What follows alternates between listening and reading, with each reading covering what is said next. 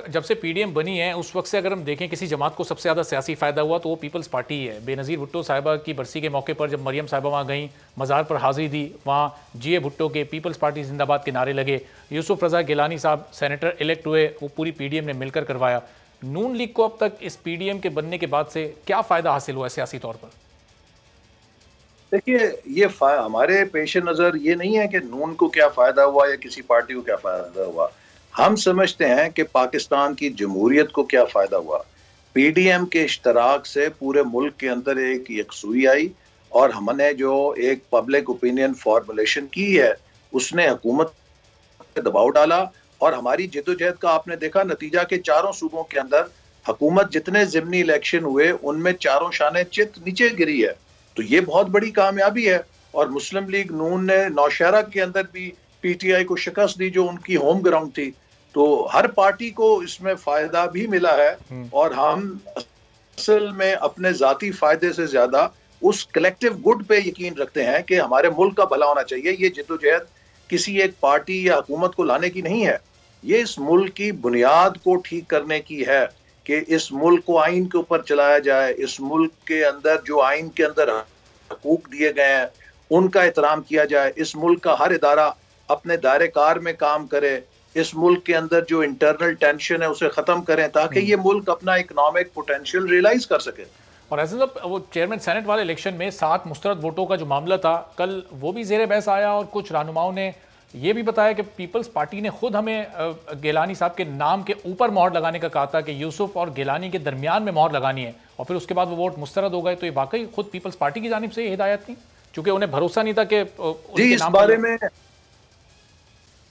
इस बारे में कुछ लोगों का था, राय थी जो उन्होंने इजहार किया, लेकिन जो मीटिंग की गुफ्तगू है वो मैं बाउंड हूं कि उसको मीडिया पे ना करूं। लेकिन जो सेनेट सेक्रेटेरिएट ने हदायत दी थी उसके मुताबिक वो सातों के सातों वोट वैलिड वोट हैं और वो शुमार होने चाहिए थे। और मैं समझता हूं कि उन्हें रिजेक्ट करके सरकारी उम्मीदवार को अकलियत में होने के बावजूद जिताने का सामान किया गया है। लेकिन ऐसे साहब उनकी जमात तो आपकी जमात को पॉइंट आउट कर रही है कि चूंकि गिलानी साहब के साथ आपकी खातून कैंडिडेट नहीं जीत सकी, वहाँ तहरीके इंसाफ जीत गई, तो अब आप लोगों ने गिलानी साहब से उसका बदला लिया है। देखिए, जो यूसुफ रजा गिलानी साहब की जीत वाला मामला है वो इस लिहाज देखना चाहिए कि उनके मुकाबले में हुकूमत के वजीर खजाना उम्मीदवार थे जिनकी मुआशी पॉलिसियों से पूरा मुल्क नाला है और खुद हुकूमती अरकान भी नाला है। और उनका जो अपना कॉन्डक्ट है वो ये है कि वो असेंबली भी कभी नहीं तशरीफ लाते और ना अरकान असेंबली को कभी दस्तयाब होते हैं, ना मिलते हैं, उनके मसाइल भी नहीं सुनते। तो उनके खिलाफ एक बड़ा गम गुस्सा था जिसपे खुद हुक्मरान जमात के अरकान ने उनके खिलाफ वोट दिया। अब ऐसा जिस तरह हुकूमत अब इलेक्शन कमीशन से मुस्ताफ़ी होने का मुतालबा कर रही है, आज प्राइम मिनिस्टर ने स्पीकर असेंबली को ख़त भी लिखा है। कुछ दिन पहले तक आप लोग भी इलेक्शन कमीशन के खिलाफ एहतजाज कर रहे थे फॉरेन फंडिंग केस के हवाले से।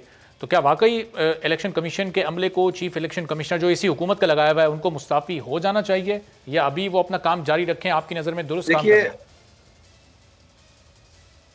इलेक्शन कमीशन ने जब NS-75 में हुकूमत की चोरी पकड़ी तो उससे ये अब उस हमला कर रहे हैं इदारे के ऊपर।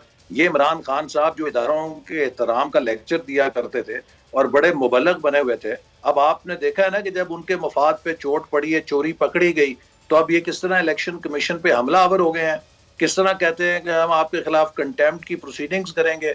ये एक फैशिस्ट हैं। इनके जहन में हर चीज इनकी मर्जी से हो। It is either his way और हाईवे। जो इनकी पे नहीं चलेगा वो मतरूक हो जाता है, वो चोर हो जाता है, वो डाकू हो जाता है, वो गद्दार हो जाता है। तो इस तरह तो मुल्क और जमहूरियत नहीं चल सकते। इमरान साहब एक वन पार्टी स्टेट बनाना चाहते हैं कि जहां पे वो शहंशाह बन के हुक्मरानी करें और जो कोई उनके खिलाफ बोले या उनके खिलाफ फैसला दे उसको रोन दें। तो ये कोई बनाना रिपब्लिक तो नहीं हम बनने देंगे। सही, ये इस्लामी जमहूरिया पाकिस्तान है जिसका आइन है, जिसके अंदर लोगों के हकूक हैं और हम उनके लिए खड़े होंगे इंशाल्लाह। सब्सक्राइब करें और बेल दबाएं ताकि कोई खबर रह न जाए।